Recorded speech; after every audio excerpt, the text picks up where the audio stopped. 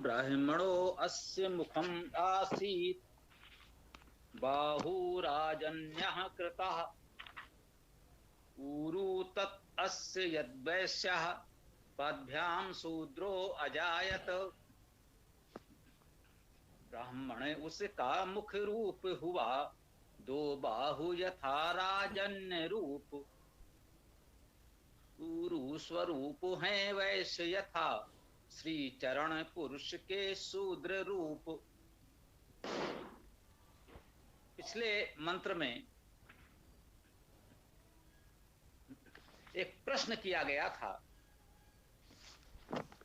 कि परमेश्वर को, इस समाज को किस प्रकार से कल्पना की जाए कि उसका स्वरूप सामाजिक दृष्टि से समझा जा सके। समाज में किसका क्या कार्य, क्या भूमिका है, यह प्रश्न था वास्तव में। जो पहले प्रश्न किया गया था कि मुख क्या है, बाहु क्या है, ऊरू क्या है और पद क्या है, इस मंत्र में उसका उत्तर दिया जा रहा है। ब्राह्मणो अस्य मुखम आसीत्, ब्राह्मण अस्य इसका मुखम मुख आसीत था, इसका मुख तो ब्राह्मण था। बाहु राजन्या कृता, इसके बाहु राजन्या, राजन्य कृता अर्थात किए गए। देखिए, ब्राह्मण इसका मुख था और राजन्य इसके बाहु किए गए, बनाए गए, बाहु के रूप में राजन्य स्थापित हुए, बनाए गए। ऊरू तत् अस्य यद्वैश्यः, कहते हैं कि वह जो इसका, तत् वह, अस्य इसका, यत जो, यत जो इसका वह ऊरू है, वह क्या हुआ? वैश्य हुआ। ऊरू क्या है? वह इसका जो वैश्य है, समाज में वर्ग है, वह इसका, इस समाज का ऊरू है। पदभ्याम शूद्रो अजायत, पदभ्याम पद के लिए, शूद्रो शूद्र, अजायत उत्पन्न हुआ। जन्म से अजायत, भूतकाल में जन्म उत्पन्न होना, अजायत उत्पन्न हुआ। अभी हमने मंत्र के शब्दों को यथावत आपके समक्ष प्रस्तुत किया। अब इसका अर्थ समझें। ब्राह्मण इसका मुख रूप हुआ। जो समाज है हमारा, हम मानते हैं कि वह पुरुष परमेश्वर, अग्रणी परमात्मा परमेश्वर सर्वव्यापी है। तो पूरा समाज माना गया कि यह परमेश्वर ही तो है, संपूर्ण सृष्टि परमेश्वर ही है, यह समाज भी परमेश्वर ही है, यह शरीर भी परमेश्वर ही है। तो यह कहा गया, मान लीजिए पूरे समाज को एक इकाई, एक पुरुष, एक व्यक्ति माना जाए, और यह शरीर भी हमारा एक इकाई, एक व्यक्ति है।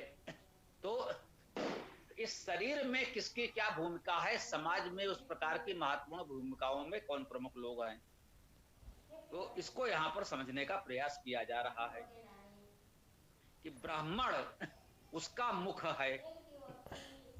ब्राह्मण ब्रह धातु है, वृद्धि होना, शब्द करना, दो प्रमुख अर्थ हैं ब्रह धातु के। इससे ब्राह्मण बनेगा, इसी से ब्रह्म भी बनेगा। परमेश्वर को ओम हम मुख्य नाम मानते हैं, और सर्वाधिक प्रचलित उसके लिए शब्द है ब्रह्म। ब्रह्म अर्थात वृद्धि, ब्रह धातु से ब्रह्म बनेगा तो उसका अर्थ हुआ बड़ा, सबसे बड़ा, और शब्द करना भी अर्थ है। तो शब्द रूप, ये वेद को परमेश्वर का शब्द स्वरूप, शब्द शरीर माना जाता है। ब्रह्म शब्द का अर्थ वृद्धि होना और शब्द करना है। तो ये सृष्टि के रूप में जो वृद्धि अभिव्यक्ति हुई है, यह भी ब्रह्म है। और शब्द ब्रह्म के रूप में जो वेद हमें प्राप्त हुआ है, यह शब्द ब्रह्म है, यह भी ब्रह्म है। इसी ब्रह धातु से ब्राह्मण शब्द बना, तो ब्राह्मण शब्द का भी यही अर्थ हुआ, वृद्धि होना और शब्द करना। इसी से ब्राह्मण का अर्थ निकलेगा। तो जो वृद्धि करे और शब्द करे वही ब्राह्मण। ब्रह्म का अर्थ भी वही है, वृद्धि करना और शब्द करना। और उस ब्रह्म की बात जो करे, ब्रह्म की जानकारी दे, ब्रह्म के अनुसार हमें कैसे चलना चाहिए, वो परमेश्वर का क्या विधि विधान है, वेद में बताया गया है, हमको उसकी जानकारी दे, शब्द करना अर्थ इसमें है ही, तो वो ब्राह्मण हुआ। इसलिए कहा गया कि ब्राह्मण मुख रूप में है, ब्राह्मणो वस्य मुखम आसीत, ब्राह्मण इसका मुख था या हुआ, मुख हुआ। क्योंकि शब्द करना अर्थ तो ब्राह्मण में है ही। समाज में शब्द करना, पढ़ाना, उपदेश करना, लोगों को वेद के विषय में जानकारी देना, यही ब्राह्मण का मुख्य धर्म है, यही उसका मुख्य कर्तव्य है, कार्य है। तो उसे हम ब्राह्मण कहते हैं। जो ऐसा करता है वो ब्राह्मण है, और जो ऐसा नहीं करता वो ब्राह्मण नहीं है। अब वो क्या है, वो जो कुछ करता है उसके अनुसार हम तय करेंगे कि भाई वो क्या हो सकता है, उसे क्या कहा जाना चाहिए। आगे कहा गया बाहु राजन्याकृता, जो मुख है वो तो ब्राह्मण हो गया। जो वृद्धि करे, जो इस समाज की वृद्धि करे, सबको आगे बढ़ाए, वो ब्राह्मण मुख रूप में हो गया। शब्द करता, उपदेश करता और सबको आगे बढ़ाने का प्रयास करने वाला, समाज का नेतृत्व करता प्रमुख वर्ग, मनीषी विद्वान, तो ब्राह्मण कहा जाएगा। और इस विद्या का सदुपयोग जब किया जाए, बाहु राजन्याकृता, ये जो विद्या जानकारी ब्राह्मण से समाज को प्राप्त हो, उसका उपयोग करके समाज का सुंदर सुव्यवस्थित संचालन किया जाए, इसके लिए इस विद्या को प्राप्त किए हुए लोगों को राजन्य अर्थात राजकर्मी के रूप में नियुक्त किया जाए। ये राजदीप्तो धातु है। राज धातु का अर्थ है दीप्त होना, प्रकाशित होना, शोभित होना, जीतना भी है। तो राजकर्मी हमें ऐसे रखने हैं जो दीप्तमान हो, प्रकाशित हो, जिनके पास विद्या का प्रकाश हो। विद्या का प्रकाश जिनमें है वे राजन्य हैं, और राजकर्मी के रूप में उनको नियुक्त किया जाए। आप देखते हैं कि राजकर्मी के रूप में नियुक्त के लिए हमको आपको परीक्षाएं देनी पड़ती हैं।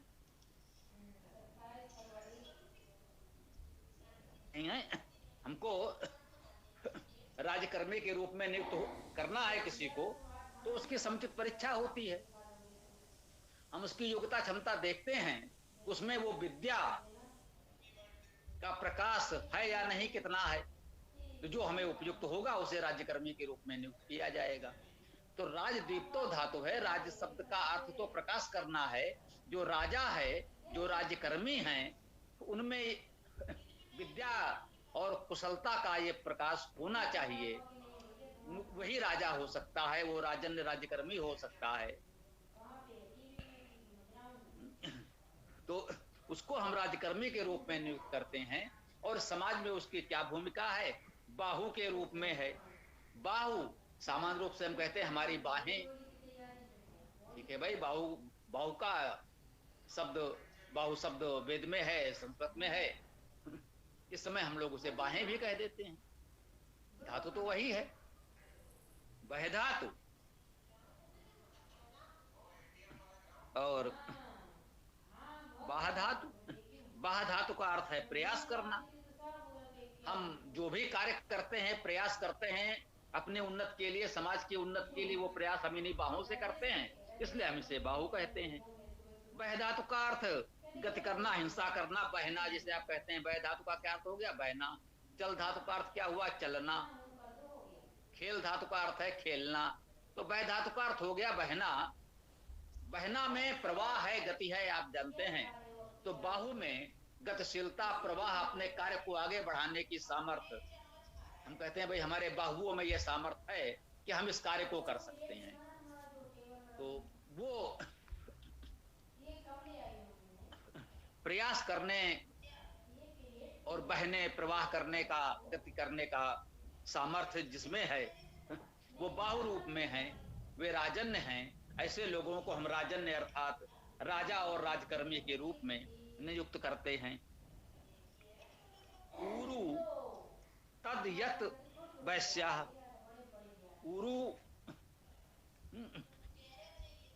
ऊरु शब्द कैसे बनेगा? ऊरु में ऊ धातु माने तो इसका अर्थ हुआ शब्द करना, विश्वास करना।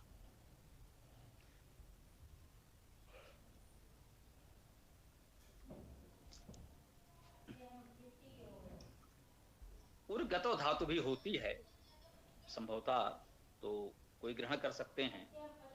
यहां पर ऊ शब्द करना भी लिखा हुआ है। तो ऊरु तत् अस्य यत वैश्याः। ऊरु का अर्थ शब्द करने से है, गति करने से है। वह कौन है? जो वैश्य है। वैश्य क्या है? विष प्रवेशने धातु है। विष धातु का अर्थ हुआ प्रवेश करना, जिसका सर्वत्र प्रवेश हो, जो सर्वत्र प्रवेश करे, या जिसके सर्वत्र प्रवेश करने की आवश्यकता अनुभव हो, वो वैश्य है ना।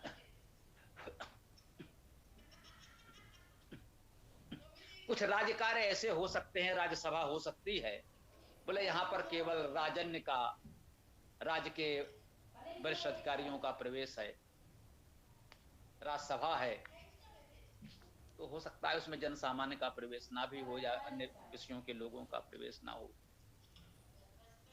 विद्वत सभा है, विद्यालय है, आचार्यों अध्यापकों का सम्मेलन है, तो वहां पर वो विद्वान लोग ही आएंगे।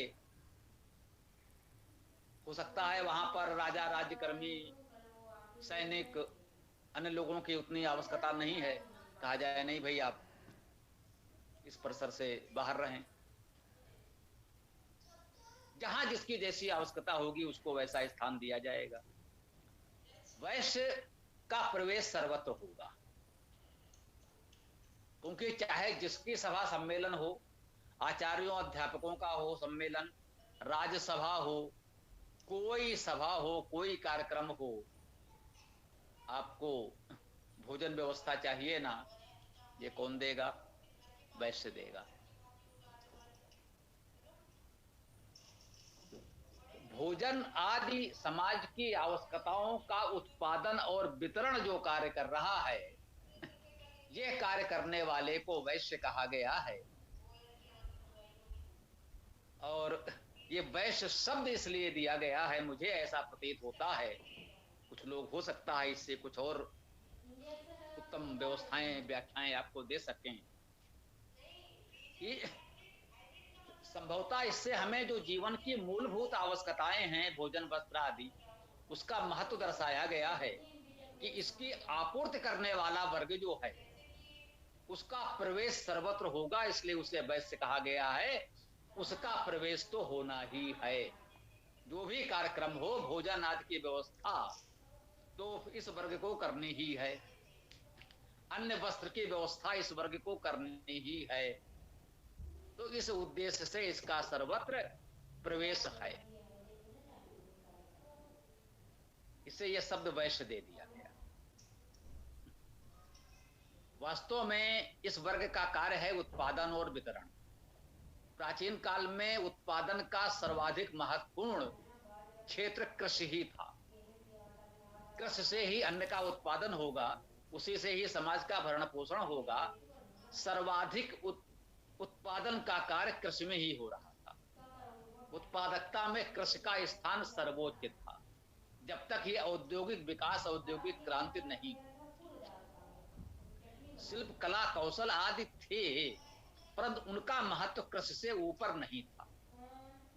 इस समय कृषि से अधिक महत्वपूर्ण अनेक उद्योग हो गए हैं, तब नहीं थे। तो कृषि करना, अन्न का उत्पादन करना और उसका वितरण करना, जहां जहां उसकी आवश्यकता है उसे पहुंचाना, इसके लिए जो व्यवस्था बनाई गई उत्पादन और वितरण की, इस दायित्व को जिन लोगों ने संभाला उन्हें वैश्य कहा गया। वे वैश्य हैं। पदभ्याम शूद्रो अजायत। पदभ्याम अर्थात हुआ पदों के लिए, द्विवचन में है, स्पष्ट है, हम स्वीकार करते हैं। पदभ्याम शब्द द्विवचन में है और पद धातु का अर्थ चलना है।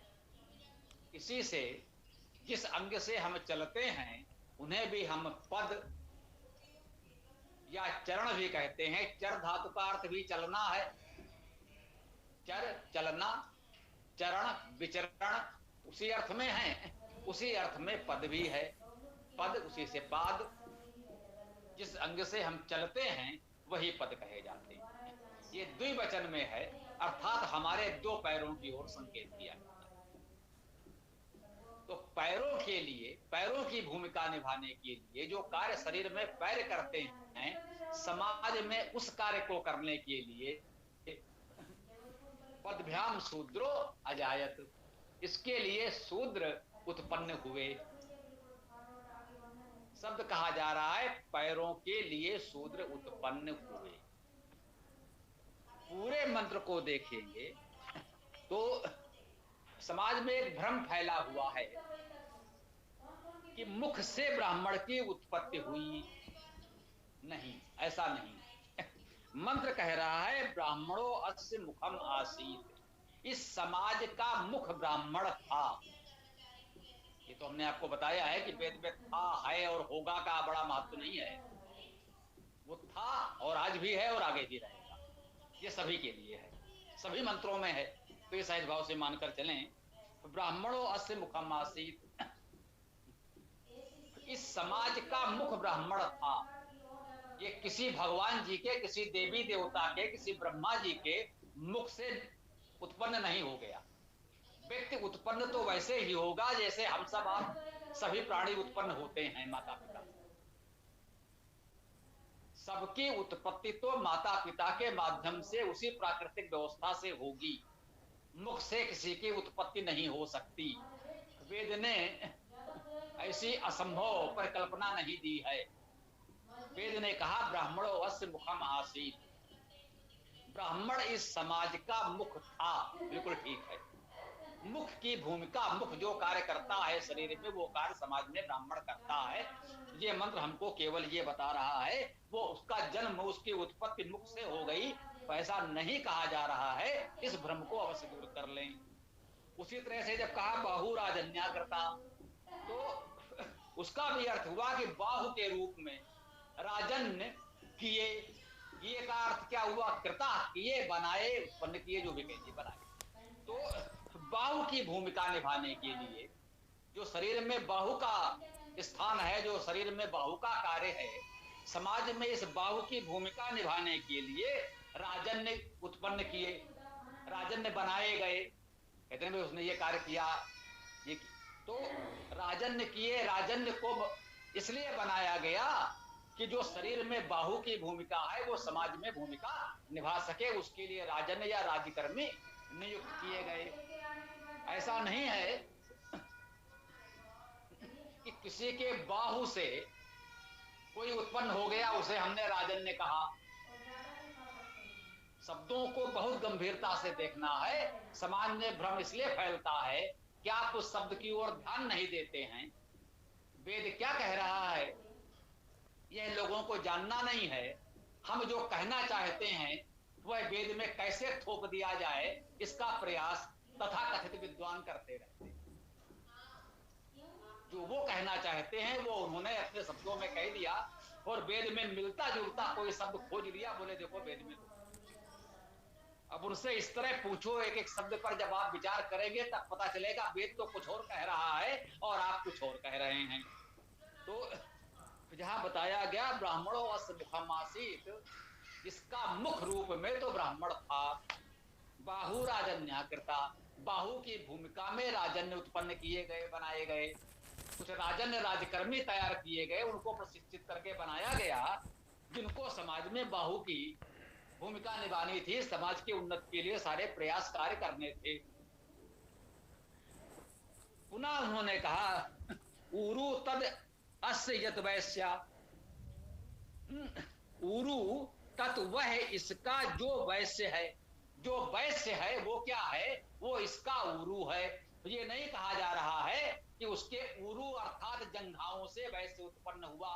ऊरु का अर्थ जंघाएं कर लिया, चलिए आप कर लीजिए, कोई बात नहीं, लौकिक संस्कृत में किया जाता है, कहा जाता है, कोई आपत्ति नहीं, आप कर लीजिए करना चाहें तो यदि ऊरु का अर्थ जंघाएं भी मान लेते हैं तो जंघाओं से वैश्य उत्पन्न हुआ ऐसा नहीं कहा जा रहा है।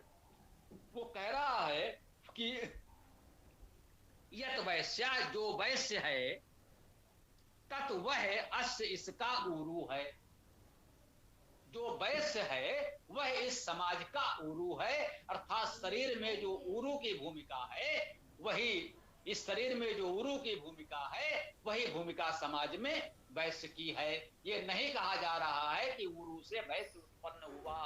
आपने देख लिया, न ब्राह्मण मुख से उत्पन्न हुआ, न राजन बाहु से उत्पन्न हुआ, न वैश्य ऊरु से उत्पन्न हुआ, कहीं नहीं कहा गया। तो जहां पर एक प्रश्न और आ रहा होगा, सामान्यता समाज ने, लोगों ने प्रचलित है ब्राह्मण क्षत्रिय वैश्य शूद्र, यहां तो क्षत्रिय शब्द आया ही नहीं, राजन ने आया है, राज्यकर्मी। अब मिलते जुलते लेकर के लोगों ने कह दिया हाँ वो राजन तो वो क्षत्रियों के लिए आया है, ये राजन माने क्षत्रिय। अब आप इस तरह की अटकल लगाकर अर्थ लगा लें तो आपकी इच्छा, हम तो उतना ही अर्थ करेंगे जितना इस शब्द में है। जब राजन शब्द है तो राज धातु से बनेगा, राजदीप्तो धातु है प्रकाशित होना, और इसी धातु से जब राजा शब्द बनता है, जो राज्य करता है, व्यवस्था देखता है, अर्थ उसका प्रकाश होने से है। जिसके पास विद्या कला कौशल का प्रकाश है वही तो समाज की व्यवस्था को चला सकता है, उसे हम राजा कहते हैं। कि राजा अर्थात प्रकाशमान, जो समाज में सर्वाधिक प्रकाशमान तेजस्वी व्यक्तित्व है उसे हम अपना प्रमुख नियुक्त करते हैं, उसे हम राजा कहते हैं। अब उसकी सहायता के लिए अनेक लोगों की नियुक्त करनी पड़ती है इतनी बड़ी व्यवस्था को चलाने के लिए, उन्हें राजन्य कहते हैं। जैसे आज भी राजकर्मी कहा जाता है, राजकीय कर्मचारी कहा जाता है, राज्य कार्य कहा जाता है, भी कहा जाता है। राजा शब्द न सही, परंतु आज भी राज्य कार्य होता है, आज भी राज्यकर्मी होते हैं, राज्य कर्मचारी होते हैं, वही राजन्य शब्द कहा गया है। राज्यकर्मी, राज्य कर्मचारी, राजा की सहायता के लिए नियुक्त किए गए लोग, यही राजन्य हैं। उसमें सभी लोग हो सकते हैं, उसमें सैनिक भी हैं, उसमें लिपिक भी हैं, उसमें अन्य प्रशासनिक अधिकारी होंगे, विभिन्न प्रकार के लोग होंगे। ये सभी जो राजकीय कर्मचारी हैं वो राजन शब्द में यहां कह दिए गए और कहा गया वो हमारे बाहु के रूप में हैं, ऊरु के रूप में वैश्य हैं, ये बता दिया गया। अब आइए पदभ्याम शूद्रो अजायत। तो स्पष्ट है जैसे बाकी के लिए कहा गया कि शरीर में जो कार्य इस अंग का है उस अंग के लिए समाज में ये लोग हैं, ये वर्ग है, इस योग्यता के लोग हैं, वैसे ही यहां कहा गया पदभ्याम शूद्रो अजायत। पैरों के लिए, पैरों की भूमिका निभाने के लिए, पद का कार्य करने के लिए शूद्रो अजायत, शूद्र उत्पन्न हुए। अब ये शूद्र क्या है, इनमें क्या गुण होने चाहिए, हम तो उसी शब्द से पूछते हैं, किसी और से पूछने जाते नहीं। किसी अन्य पुस्तक में क्या लिखा है हमें ये जानने की कोई आवश्यकता नहीं है, उसमें भ्रम में मत पड़िए। किसी पुस्तक में कुछ भी लिख दिया गया हो हमारे लिए कोई महत्व नहीं रखता, वेद स्वयं बताएगा इस शब्द से क्या है। शूद्र शब्द की उत्पत्ति शुच धातु से होगी, सभी विद्वान सहमत हैं, दूसरी कोई धातु है नहीं। सामान्यतः लोग इसकी उत्पत्ति शुच धातु से मानते हैं। ठीक, चूंकि शूद्र शब्द है, शु के बाद दा है, तो ये शुद्ध शुद्धो धातु से भी इसकी उत्पत्ति हो सकती है। इस अर्थ में बिल्कुल ये स्वीकार किया जाना चाहिए, शूद्र शब्द की व्युत्पत्ति शुद्ध शुद्धो धातु से भी दी जा सकती है। और यदि शुच धातु से दी जाए तो शुच धातु का अर्थ भी वही शुचिता, शुद्ध करना, पवित्र करना। शुच धातु का भी वही अर्थ हुआ। आप सब जानते हैं शौच, सूचि, शुचिता, ये शब्द प्रचलित है, अभी भी आपकी लोक भाषा में प्रचलित है। कहते कुछ लोगों ने कहा भाई हमारे संगठन में शुचिता का महत्व है, आचरण की शुचिता, राजनीतिक शुचिता, कर्तव्य की शुचिता, लोक व्यवहार की शुचिता। तो इस शुचिता का जो निर्वाह करता है, जो समाज में इस शुचिता का प्रचार प्रसार करता है, इस शुचिता को समाज में स्थापित करता है, जो हमारे आपके जीवन में ये शुचिता लाता है, वो शूद्र है। तो शुद्ध शुद्धो धातु से शूद्र शब्द की निष्पत्ति मान ले तो भी उसका अर्थ हुआ शुद्ध करने वाला, और शुच धातु से निष्पत्ति मान ले तो भी उसका अर्थ हुआ शुद्ध पवित्र करने वाला। दूसरा तो है नहीं, दोनों ही धातुओं का अर्थ एक ही है, तीसरे कोई धातु इसमें लगनी नहीं, ये तो तय है। तो शूद्र शब्द का अर्थ हुआ पवित्र करने वाला। जो लोगों को पवित्र करे, शुद्ध करे, वो शूद्र है। कैसे पवित्र करे?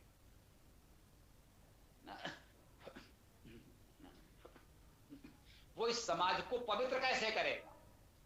और पदभ्याम, पद की भूमिका में है। पद धातु के दो अर्थ हैं। पद का अर्थ है चलना और भूषित होना। वो पदभ्याम पद के लिए, पद की भूमिका के लिए आया है। तो हम जानते हैं कि पद का अर्थ चलना है, जो गतिशीलता है समाज में, वो इन पद के लिए है। शरीर में जो पद का महत्व है, जिससे हम चलते हैं, गति करते हैं, वही महत्व इस वर्ग का है, शूद्र का है। समाज में गतिशीलता बनाए रखना, समाज में जड़ता ना आ जाए, रूढ़वादिता ना आ जाए, अंधविश्वास ना आ जाए। समाज को जड़ता से, रूढ़वादिता से, अंधविश्वास से बचाने का जो प्रयास करता है, उसे हम शूद्र कहते हैं। इस अर्थ में हम सब शूद्र हैं। गर्व से कहो हम शूद्र हैं, कोई समस्या नहीं है। शूद्र शब्द का अर्थ बहुत पवित्र है। शूद्र शब्द का अर्थ ही पवित्र है। शुच धातु, शुचिता, पवित्रता ही इसका अर्थ है। ठीक। और देखिए, पद धातु का एक अर्थ चलना है और भूषित होना भी है। भूषित होना क्या आप नहीं जानते? बिल्कुल जानते हैं। उनको ये पद प्राप्त हुआ, किसी के पैर काट के तो नहीं दे दिए गए ना। किसी को कोई दायित्व मिलता है, कोई महत्वपूर्ण स्थान मिलता है, तो हम कहते हैं उनको ये पद प्राप्त हुआ।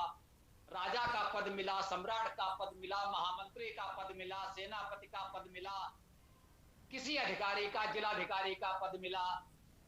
तो ये पद मिला अर्थात घोषित करना। और खिलाड़ियों को पदक मिलता है।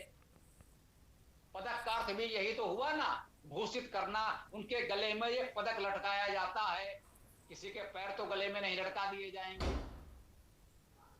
तो ये पदक मिलता है। यहां पर पद का अर्थ हो गया घोषित करना, अलंकारित करना, सम्मानित करना।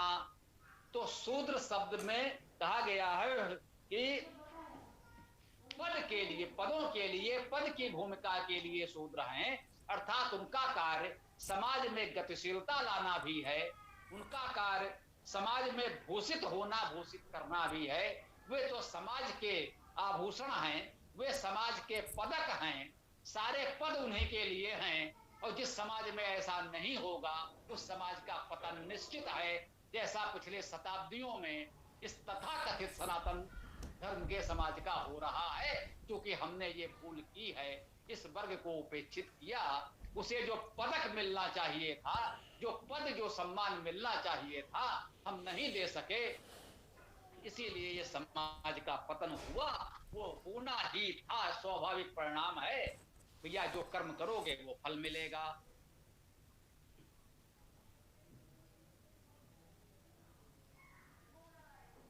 ठीक है। तो ये हो गया कि पदभ्याम शूद्रो अजायत। तो इन सब भूमिकाओं को निभाने के लिए शूद्र की उत्पत्ति होती है।